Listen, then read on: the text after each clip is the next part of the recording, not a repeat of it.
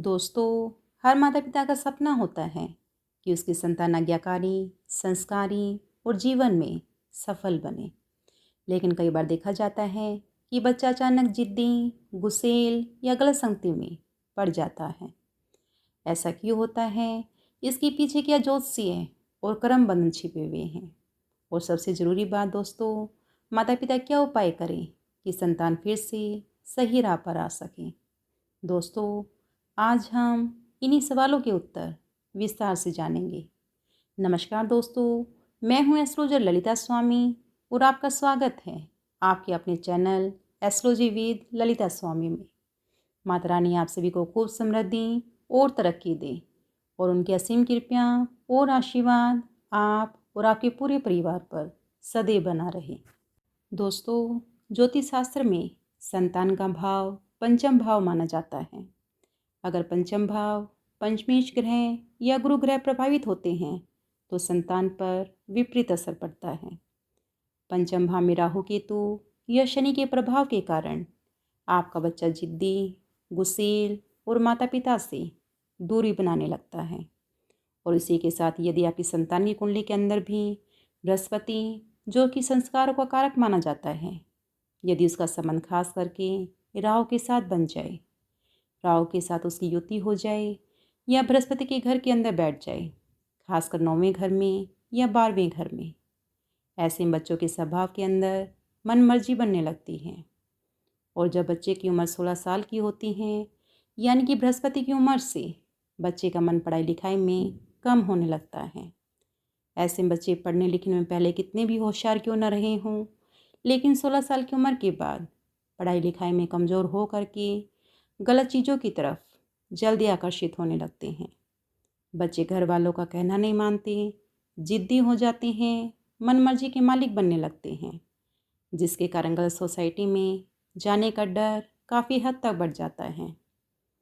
दोस्तों, लाल किताब में एक लॉ होता है, सूर्य और शनि जब इकट्ठे होंगे तो मंगल बद होगा, यानी कि मंगल बहुत बुरा होगा। सूर्य और शनि इकट्ठे हो करके मंगल को बद कर रहे हों तब बच्चे गलत सोसाइटी में, गलत संगति में पड़ जाते हैं। इससे सबसे पहले तो बच्चे में गुस्सा ज़्यादा बढ़ता है और बच्चे के जो फ्रेंड्स बनते हैं वह गलत संगति वाले बनेंगे, जिसमें बच्चा लड़ाई झगड़ों की तरफ जल्दी आकर्षित होता है। बच्चे के अंदर हिम्मत बहुत ज़्यादा बढ़ जाती है। बच्चा बहुत दिलेर और हिम्मत वाला होगा, जो कि गलत काम करने से भी नहीं हिचकेगा। आए दिन लड़ाई झगड़े रहना और पुलिस केस बने रहना, यह सब हालात मंगल बद बनाता है। ऐसे बच्चे घर वालों की बिल्कुल नहीं सुनते। उनके साथ आए दिन बहस करना और मार पिटाई करना या उनके कहने से बिल्कुल बाहर निकल जाते हैं। इसका खास असर 15 साल की उम्र से लेकर के 28 साल की उम्र तक बना रहता है। और दोस्तों, यही समय होता है बच्चे की पढ़ाई लिखाई करके सही दिशा में अपना कैरियर बनाने का। और इसी के साथ ही दोस्तों, जन्म कुंडली में यदि शुक्र और राहु का मेल हो तो ये योग भी बच्चों को भोग विलास, नशे या अनुचित संबंधों में फंसा सकता है। दोस्तों, यही सब ज्योतिषीय कारण हैं जिनके कारण माता पिता समझ नहीं पाते कि बच्चा इतना क्यों बदल गया है। दोस्तों, अब बात करते हैं कर्म बंधन और मानसिक कारणों की। दोस्तों, कभी कभी बच्चे का बिगड़ना माता पिता के अपने कर्मों का फल भी होता है। अगर माता पिता ने पूर्व जन्म या वर्तमान में संतान सुख से संबंधित कोई गलती की हो, जैसे गर्भपात, बच्चों की प्रतिकूलता या परिवार में अनबन, तो इसका सीधा असर भी आने वाली संतान पर अवश्य पड़ता है। घर का माहौल अगर अशांत हो, माता पिता में झगड़े होते हों, तो बच्चा स्वाभाविक रूप से गलत दिशा पकड़ लेता है। दोस्तों, बच्चों पर आस पड़ोस और समाज का भी प्रभाव पड़ता है। लेकिन अगर कुंडली में योग बिगड़े हों तो वह प्रभाव और भी तेज़ी पकड़ लेते हैं। यानी संतान का बिगड़ना केवल उसकी गलती ही नहीं होती, बल्कि पूरे परिवार की ऊर्जा, कर्म बंधन और साथ ही कुंडली के खराब योग का परिणाम होता है। तो चलिए दोस्तों, अब जान लेते हैं माता पिता अपने बच्चों को सुधारने के लिए क्या उपाय कर सकते हैं।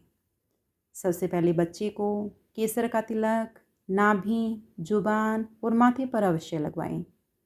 200 ग्राम चने की दाल पीले सूती कपड़े में बांध करके मंदिर में 43 दिन तक दान करें। बच्चों को बड़े बुजुर्गों और मंदिर के बुजुर्ग पंडित के चरण स्पर्श करवा करके उनका आशीर्वाद समय समय पर दिलाते रहें। चांदी के डब्बे में केसर भर करके उनके पास हमेशा रखें। गले में चांदी का चौकोर टुकड़ा पीले रंग के धागे में या चांदी के चैन में अवश्य धारण करवाएं। त्रिधातु का छल्ला, सोना, चांदी और तांबा तीनों धातुओं को समान मात्रा में मिला करके एक छल्ला तैयार करवाएं और इसे मंगलवार के दिन अनामिका उंगली में धारण करवाएं।